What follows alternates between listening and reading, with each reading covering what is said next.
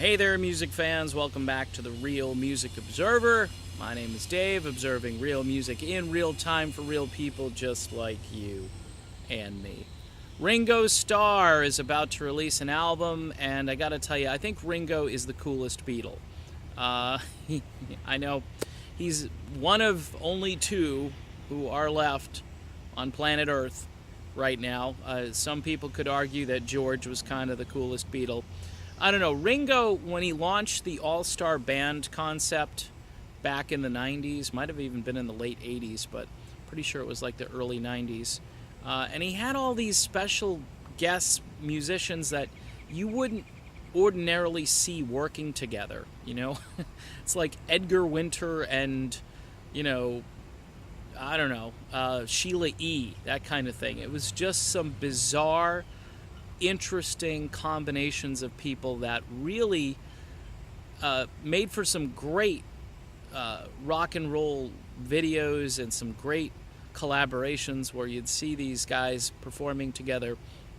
You get to see the real high quality of these musicians. And Ringo, tell you what, he had some great instincts, and it shows how smart he is musically. He's got a new album coming out on the 15th of September, I believe, and he's already released 2 tracks. One is a country song, or a country-ish song. It's very sort of, I don't know, it's got this George Jones quality to it. Dave Stewart from the Eurythmics co-wrote the song with him, or maybe he wrote most of it, I'm not sure. But what's cool about it is Ringo pulls it off, because Ringo had a couple of tunes in the Beatles that were similar to that sound. I think he took the sound even further on this. I guess they were going to do a country album in Nashville, and it ended up being just one of many songs on Ringo's new album. The other song I've heard is a tune where I believe Joe Walsh is playing guitar. Again, an oddball combination that goes way back though to the 80s, where I believe Joe Walsh produced a Ringo Starr album. I remember the quote from Walsh was, "I think Ringo has one good rock and roll album left in him." And that's how the relationship, I think, began. Joe adding some guitar parts, Paul McCartney adding some bass, and I listened to the track, and it kicks some serious butt. It is a great song. And people Ringo has released a lot of albums in, I don't know, the last few years. Not a lot, but his output has been fairly prolific for a guy his age. He's a former Beatle, so every time he comes out with an album, it's like it should go into a time capsule. Anytime Paul McCartney comes out with an album, same thing. These guys are adding to their canon of great work. And Ringo, because he likes to hang out with some really cool people, I know Steve Lukather from Toto is in on this project. He's a big Luke fan. And then all these other guys who've worked in the all-star band most likely contributed to this project. So, if you're a music fan, and that's what this page is supposed to be about,